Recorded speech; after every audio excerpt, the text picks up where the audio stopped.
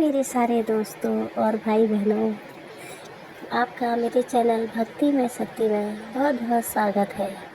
आज मैं आपके सामने सुनाने जा रही हूँ वट सावित्री व्रत की कथा और इसको लेने का महत्व। तो वट सावित्री व्रत एक ऐसा व्रत है जिसमें हिंदू धर्म में आस्था रखने वाली स्त्रियाँ अपने पति की लंबी उम्र और संतान प्राप्ति की कामना करती हैं। यह व्रत उत्तर भारत में तो काफ़ी लोकप्रिय है ही, इसके साथ साथ अन्य जगह भी इसे बड़ी ही श्रद्धा के साथ लिया जाता है। यह व्रत ज्येष्ठ माह की अमावस्या को मास की पूर्णिमा को मनाया जाता है और यह वट सावित्री व्रत बहुत ही फलदायी होता है। जो भी स्त्री इसे पूरी श्रद्धा के साथ लेती है उसके पति की आयु निश्चित ही लंबी होती है। चलिए फिर कथा आरंभ करते हैं। वट सावित्री की कथा सत्यवान और सावित्री के नाम से पूरे उत्तर भारत में विशेष रूप से प्रचलित है। कथा के अनुसार एक समय की बात है, मद्र देश में अश्वपति नाम के धर्मात्मा राजा राज किया करते थे। उनकी कोई भी संतान नहीं थी, इसलिए संतान के लिए राजा ने एक यज्ञ कराया। कुछ समय बाद उन्हें एक कन्या की प्राप्ति हुई जिसका नाम उन्होंने सावित्री रखा। विवाह योग्य होने पर सावित्री के लिए विमुतसेन के पुत्र सत्यवान को पति के रूप में वरण किया। सत्यवान वैसे तो राजा का पुत्र था, लेकिन उनका राजपाट छिन गया था और अब वह बहुत ही दरिद्रता का जीवन जी रहे थे। उसके माता पिता की भी आंखों की रोशनी चली गई थी। सत्यवान जंगल से लकड़ियां काट कर लाता और उन्हें बेचकर जैसे तैसे अपना गुजारा कर रहा था। जब सावित्री और सत्यवान के विवाह की बात चली तो नारद मुनि ने सावित्री के पिता राजा अश्वपति को बताया कि सत्यवान अल्पायु है और विवाह के 1 वर्ष बाद ही उसकी मृत्यु हो जाएगी।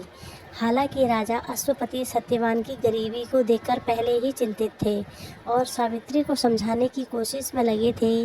नारद की बात ने उन्हें और चिंता में डाल दिया, लेकिन सावित्री ने एक नहीं सुनी और अपने निर्णय पर अड़िग रही। इसीलिए सावित्री और सत्यवान का विवाह हो गया। सावित्री सास और ससुर और पति की सेवा में लगी रही।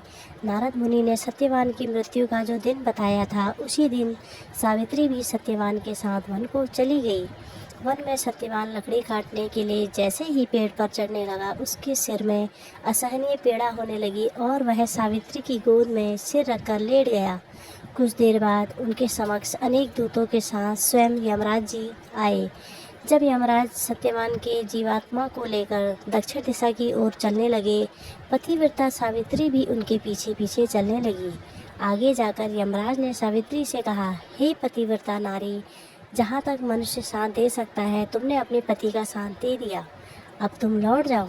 इस पर सावित्री ने कहा, जहाँ तक मेरे पति जाएंगे वहाँ तक मुझे भी जाना चाहिए, यही सनातन सत्य है।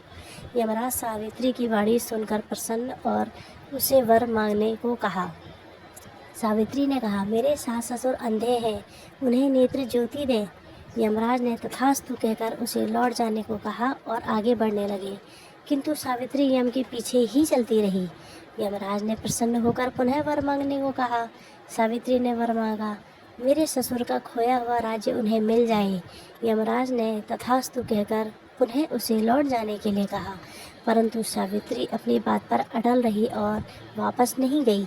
सावित्री की पति भक्ति देखकर यमराज जी पिघल गए और उन्होंने सावित्री से एक वर और मांगने के लिए कहा।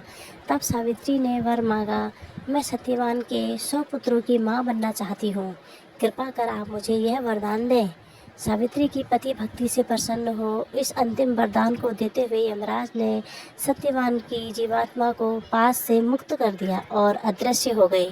सावित्री जब उसी वट वृक्ष के पास आई तो उसने पाया कि वट वृक्ष के नीचे पड़े सत्यवान के मृत शरीर में जीव का संचार हो रहा है। कुछ देर में सत्यवान उड़कर बैठ गया।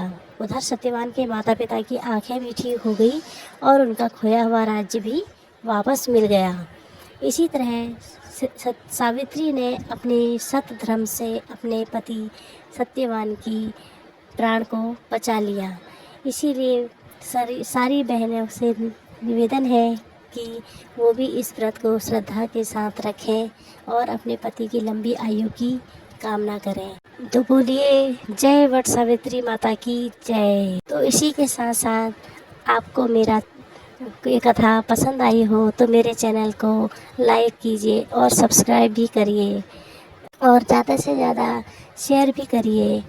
इसी के साथ आपका बहुत बहुत धन्यवाद।